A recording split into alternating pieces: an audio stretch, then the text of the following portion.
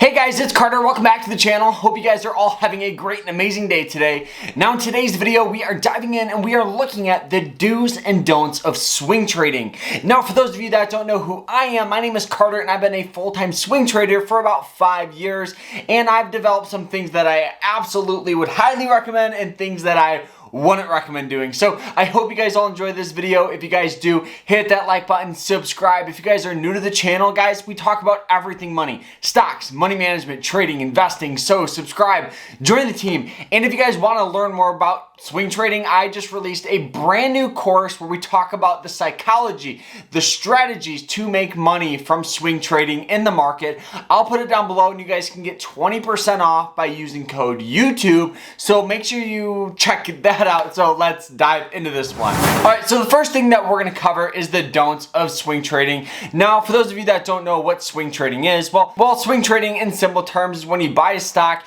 you hold it for more than a day, but less than a year. When you buy and sell a stock during the same trading day, that's considered a day trade. It's a different type of trading. It's a different style and strategy. Now, when you buy a stock and you hold it for more than a year, that is considered a long-term investment, and it's a different strategy and mindset as well. Now that we understand what swing trading is, now the don'ts of swing trading. First thing that I wouldn't recommend doing when it comes with swing trading is copying people's trades. I know that sounds crazy, but at the end of the day, what happens if that person stops telling you their trades? You're gonna lose money. So it's always better to figure out your mindset, your strategy, and don't copy other people's trades. And you never want to copy people's trades because something could happen to that person and they stop telling you the trades and you're not making any more money. The second don't that I would recommend is don't let your emotions trade. The first thing when you lose money in the market, because everybody loses money, there's no such thing as a 100% profitable trader every single trade. If you are, you're going to be better than Buffett himself. But what you can do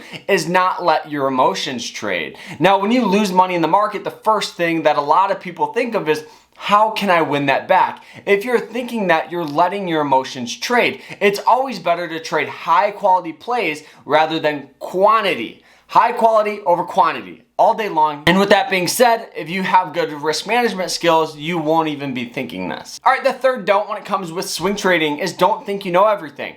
Personally, every single day, I learn something new when it comes to swing trading and the markets. If you aren't learning, you're not improving. And each day the market is different. And if you're not learning, honestly, you're falling more behind. So personally, every single day you need to learn something. Don't think you know everything when it comes with trading. All right, the next don't when it comes with swing trading stocks in the stock market is don't think it's easy. It's very, very difficult. If you're thinking it's a get rich quick, you already have the wrong mindset. It takes a lot of practice, a lot of experience. It's like a doctor. How long does it take a doctor to become a doctor or an engineer to become an engineer?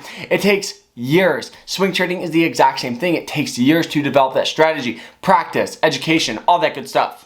And you need to practice. All right, the last don't that I would highly recommend, especially for beginners, is don't trade earnings reports. Now, this is something that I would highly, highly recommend. The reason why is because before you trade in earnings, it's a 50-50 chance of making money.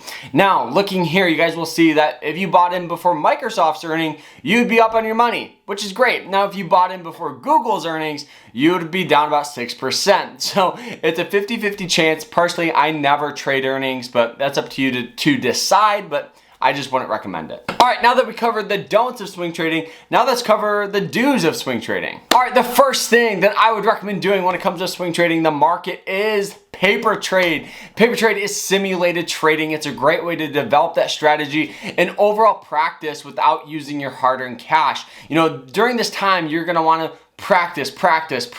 I would recommend doing this for at least 1 year before you even put money into your account. The reason why that is you want to trade in as much market conditions before you use your hard-earned money. You want to go in bull markets, bear markets before you guys start using your cash. So you're an expert when the time comes. The next do when it comes with swing trading is managing risk before the trade. A lot of people think that at the end of the day, it comes down to managing risk during the trade, but no, you need to understand when you're buying the stock, your stop loss, and your profit. Doing that will help you minimize risk, because if the stock starts selling off, you could cut your losses early and it'll save your account. Personally, I never risk more than 1% of my portfolio on any given trade, just so I can keep my risk management a lot lower. All right, the next do when it comes to swing trading stocks is asking questions. You should be constantly asking people that have more experience, and it'll help your learning curve a lot quicker, just because if you're already